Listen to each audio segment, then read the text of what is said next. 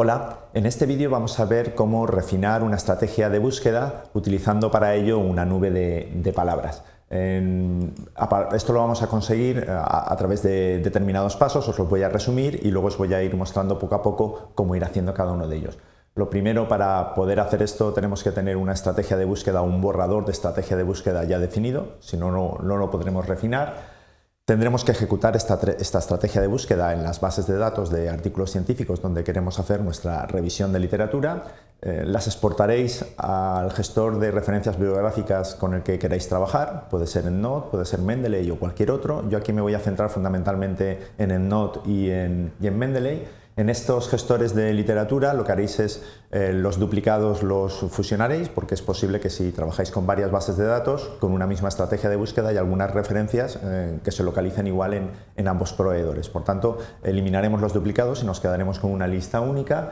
que después exportaremos para poder procesar en algún programa específico que nos permita hacer las nubes de palabras. Yo concretamente os voy a mostrar el resultado con dos programas, o bien con Atlas TI o bien con Boss Weaver.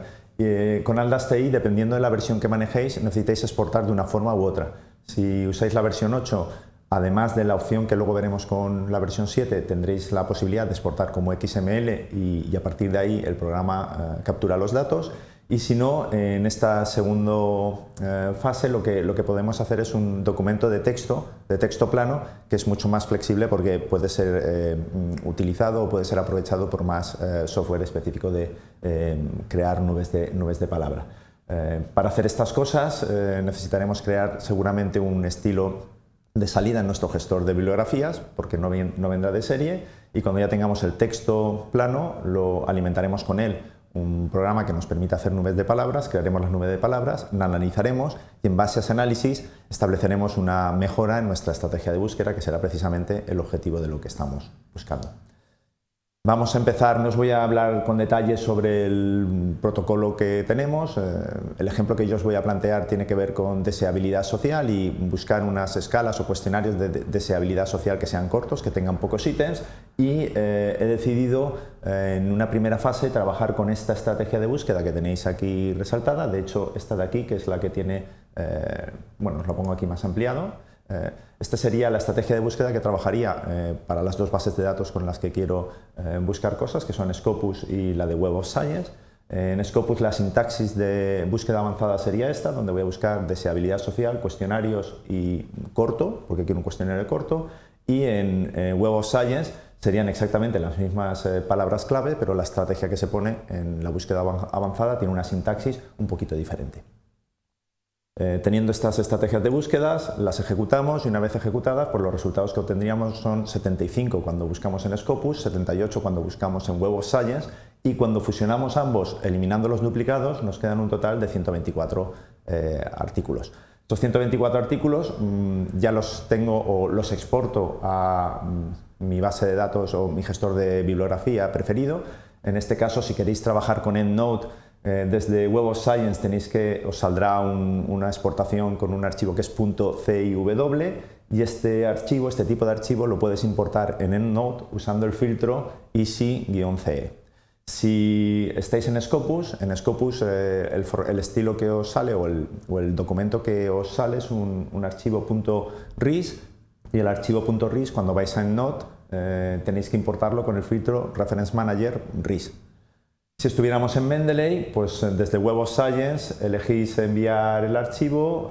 con formato BibTeX, y si estáis en Scopus o bien exportáis directamente a Mendeley con el enlace directo que tenéis, o elegís BibTeX como elemento de salida. Lo importante es que en ambos casos elijáis mandar autor, título, fuente y resumen, porque precisamente en el resumen tendremos una cantidad de información relevante para hacer nuestra nube de palabras, tanto si estamos en Web of Science como si estamos en Scopus. Una vez tenemos los datos cargados en nuestros gestores de bibliografía, tendremos que crearnos un estilo, porque de serie cuando te instalas en Node no existe ningún estilo donde solo te manden el título de la comunicación y el abstract. Te dan mucha más información, por tanto nos vamos a crear uno nuevo nosotros. Y al crear este, pues lo que tenéis aquí con los dos almohadillas o el @ almohadilla es simplemente un separador, por si en algún momento yo quisiera usar el texto en columnas, teniendo una columna para la referencia, la identificación de la referencia, otra para el título y otra para el abstract. Yo de momento no lo voy a necesitar, pero si en algún momento el programa que yo usara para nube de palabras necesitara que estos campos vinieran separados de alguna forma, pues tendría una posibilidad de sustituir estos caracteres especiales que rara vez te los vas a encontrar ni en el título ni en el abstract de un artículo por un tabulador, un punto y coma, una separación de párrafos o lo que necesite el software que vosotros vayáis a utilizar. Esto es el aspecto que tendría en EndNote cuando estamos con el gestor de estilos. Tendríamos que crearnos este estilo y una vez tengamos este estilo copiaríamos todas las referencias formateadas con ese estilo y lo pegaríamos en un documento de texto plano y a partir de ahí seguiríamos trabajando. Si estamos con Mendeley, el procedimiento es similar, solo que cambia el aspecto que tiene el gestor de estilos de Mendeley. Cuando entréis en el gestor de estilos y editéis o creéis una nueva referencia, pues estaréis marcando las diferentes cosas que queréis. En el fondo vuelve a ser lo mismo, unas etiquetas para separar campos, una referencia una identificación de la referencia y a partir de ahí el título, el abstract y terminar también con algo que te permita marcar cuando acaba una referencia y empieza la siguiente, por si tuvieras que separarlas en algún momento. De nuevo, el procedimiento en Mendeley sería exactamente igual. Una vez definido el estilo, elegís ese estilo como estilo para exportar, seleccionáis las referencias, copiáis formateadas y a partir de ahí lo que tenéis en el portapapeles lo metéis en un documento texto que luego podéis importar en vuestro programa preferido para hacer números de palabras. Si estuvierais trabajando con Boss Weaver, después de alimentar el programa con este texto plano con título y abstract, os saldría un contador de frecuencia de palabras que han aparecido y esto mismo lo podéis ver como una nube de palabras donde cada una de las burbujitas pues tiene un color que indica determinadas agrupaciones que el programa hace automáticamente por palabras que normalmente aparecen juntas y un tamaño de la burbuja que representa una escala del número de veces que aparece esta palabra en el documento que habéis introducido para alimentar la nube de palabras. Si os fijáis, pues bueno, scale es algo que aparece muchas veces, junto con algunas otras palabras como social desirability, que es precisamente las palabras claves con las que nosotros trabajábamos. Y si estuviéramos haciendo esto con Atlas.ti, es decir, la misma nube de palabras, alimentando con Atlas.ti, pues primero crearíamos un documento primario importando este archivo texto que nos hemos generado tras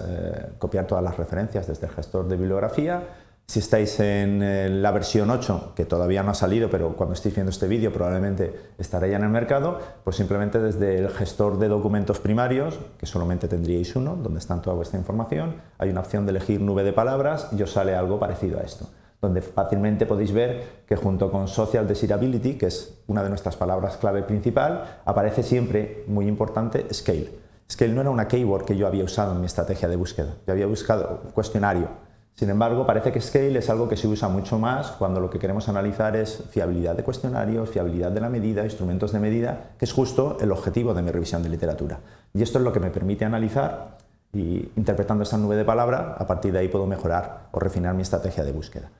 Si usáramos la versión 7 de Atlas.ti, el procedimiento sería similar, tendría el documento cargado y dentro del documento elegiría nube de palabras y al hacer nube de palabras me sale algo mucho menos visual pero con la misma información o con la información relevante que yo busco. En este caso el tamaño indica el número de veces que aparecen las palabras, podéis ordenar por tamaño, podéis ordenar por longitud de la palabra, podéis filtrar el número de veces que tiene que aparecer una palabra para que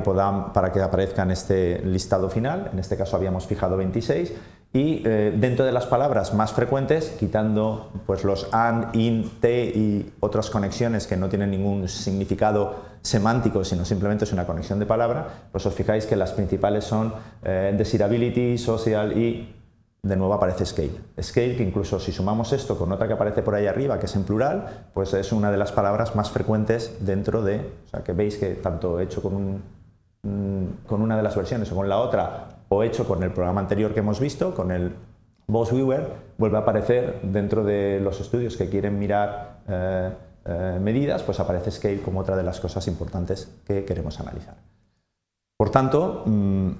a la estrategia de búsqueda inicial le añadimos un nuevo término que es scale. La original acababa aquí, pues bueno, queremos buscar deseabilidad social junto con cuestionario o escala. Y lo mismo nos pasa si lo queremos buscar en en Web of Science. En este caso nos aparecerían, en vez de los 75 o 78 que aparecían en la búsqueda anterior, nos salen muchos más porque hemos metido un OR, ahora están encontrando más cosas. Salen 206 en Web of Science, de los cuales 101 son diferentes de los que había buscado o encontrado en la estrategia inicial. Y con Scopus aparecen 152 resultados, de los cuales 76 son nuevos respecto a los que tenía antes. Este sería pues el resultado final de fusionar ambos, tendría 288, antes tenía 120 y tantos, ahora tengo 288, hemos subido el número de referencias porque lo que estamos buscando es evitar falsos negativos. A la hora de refinar una estrategia de búsqueda puedes plantearte